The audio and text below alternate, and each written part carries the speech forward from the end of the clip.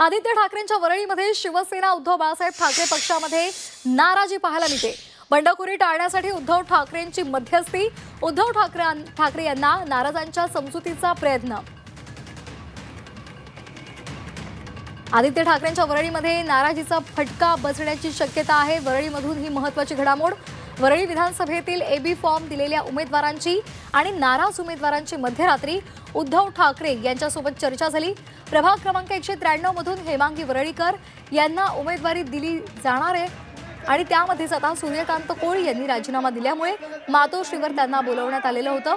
प्रभाग क्रमांक 196 मध्ये विभाग प्रमुख आशिष चेंबूरकर यांच्या पत्नीला उमेदवारी दिल्यामुळे महिला शाखा प्रमुख संगीता जगताप आणि युवा सेना पदाधिकारी आकर्षिका पाटील नाराज आहेत।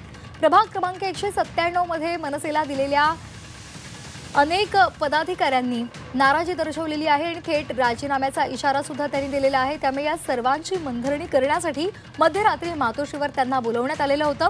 सोबतच रात्री वरळीमधील एबी फॉर्म सुद्धा देण्यात आलेल्या उमेदवारांना सुद्धा मातोश्रीवर बोलवण्यात आलं होतं आणि यावेळी एकत्रित त्यांच्याशी बोलून उद्धव ठाकरेंनी त्यांची समजूत घातली आहे। जाहीर केल्यानंतर बरीचशी नाराजी देखील होताना पाहायला मिळते। वरळीमध्ये थेट उद्धव ठाकरे यांना मध्यस्थी करावी लागली, इथल्या नाराजांना बोलवून होत असतं ना, असं होत असते। एकापेक्षा जास्त इच्छुक असले काही ठिकाणी तर सर्वच पक्षांमध्ये ही अशा प्रकारचं वातावरण असतं। ते आता उद्या संध्याकाळपर्यंत पूर्णपणे निवळून जाईल।